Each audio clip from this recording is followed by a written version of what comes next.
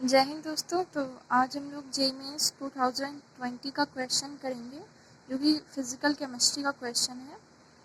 और ये क्वेश्चन तो देखा जाए कि काफ़ी इजी क्वेश्चन था क्योंकि ये फार्मूला में बनाना था बस।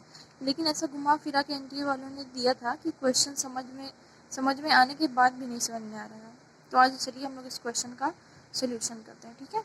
तो हम लोग का क्वेश्चन क्या कह रहा है कि a solution of two components containing n1 moles of the first component and n2 moles of the second component is prepared. m1 and m2 are the molecular weight of component 1 and 2 respectively. If d is the density of the solution in gram per liter, c2 is the molarity and x2 is the mole fraction of second component, then c2 can be expressed as।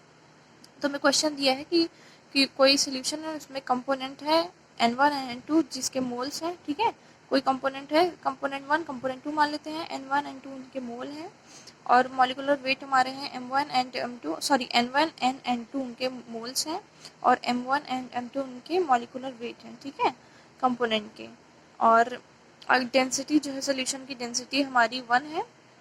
और क्या दिया हुआ है, हाँ C2 हमारा, और C2 और X2 जो है कंपोनेंट सेकंड है, उसका C2 हमारा मोलैरिटी है और X2 हमारा मोल फ्रैक्शन है। तो हम लोग C2 को किस प्रकार लिख सकते हैं, तो हमें 4 ऑप्शन दिए हुए हैं। तो सबसे पहले हम उसको सॉर्ट आउट करते हैं, ठीक है।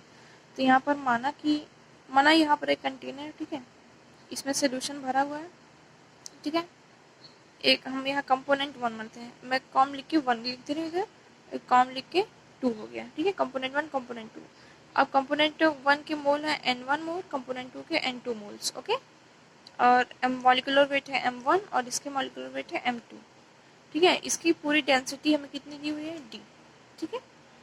अब हमारा जो कंपोनेंट 2 है, इसका C2 है हमारा मोलैरिटी है और x2 हमारा मोल फ्रैक्शन है, ठीक है। यहाँ पे दिया हुआ है ना, x2 is the mole fraction and C2 is the molarity, ठीक है।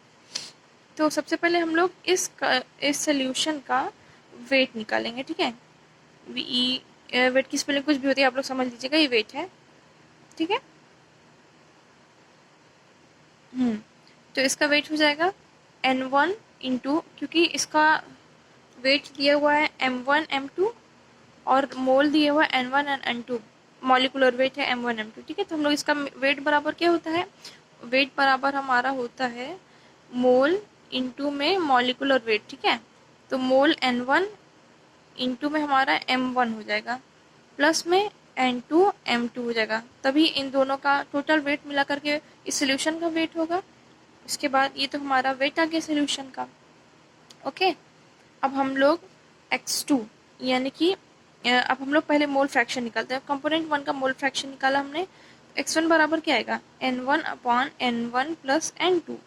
तो हम लोग क्योंकि हमारा इसे काई पढ़ते हैं, ओके, तो हमारा काई 1 प्लस काई 2 बराबर होता है 1। तो हम लोग काई 1 को क्या लिख सकते हैं, 1 माइनस काई 2, है ना। तो हम लोग x1 की जगह क्या पुट कर सकते हैं, 1 माइनस काई 1, ओके। तो ये हमारा हो गया 1 minus chi 2 is equal to n1 upon n1 plus n2। तो ये हमारा इसको इक्वेशन 1 मान लिया। इक्वेशन 2 है, यहाँ से हम लोग x2 निकालते हैं, तो n2 अपॉन में n1 प्लस n2 आ गया, ठीक है। अब हम लोग देखते हैं मोलैरिटी निकालेंगे हम लोग, वो भी किसकी मोलैरिटी, हम लोग C2 की मोलैरिटी निकालेंगे।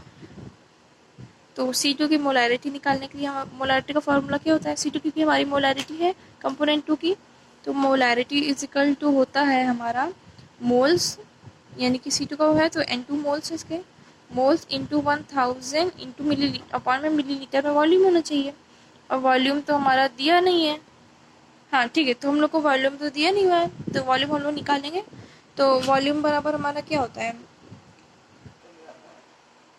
तो हाँ हमारे सोल्यूशन का जो वॉल्यूम आएगा, वो सोल्यूशन का वॉल्यूम हमारे आएगा v बराबर, क्योंकि हमारा फॉर्मूला होता है ना, गिव v बराबर होता है हमारा टोटल वेट, सॉरी हाँ वेट होगा हमारा अपॉन में डेंसिटी होगा, ठीक है। तो इसका टोटल वेट कितना है हमारे पूरे सोल्यूशन का, n1 m1 plus n2 m2 upon में d, ठीक है।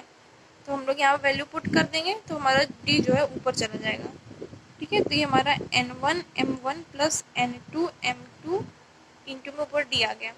अब हम लोग इसमें क्या करेंगे, C2 इज इक्वल टू, अब हम लोग N1 प्लस N2 से सब में डिवाइड कर देंगे, तो ये हो जाएगा हमारा N2 अपॉन में N1 प्लस N2 इंटू में 100 इंटू डी अपॉन में N1 M1 अपॉन में N1 plus N2 plus N2 M2 upon में N1 प्लस N2। ठीक है, अब हमने डिवाइड किया तो हम देख सकते हैं कि हमारा N2 अपॉन में N1 प्लस N2 किसके इक्वल हो गया, क्योंकि हमने यहाँ वैल्यू निकाली हुई थी जो कि हमारा x2 के इक्वल है। और हमारा N1 M1 upon N1 plus N2, हम इसको M1 को कॉमन ले लेंगे तो N1 upon N1 plus N2 हमारा किसके इक्वल आ जाएगा, हमारा जो N1 upon N1 plus N2 है ये आ जाएगा 1 माइनस x2 के इक्वल।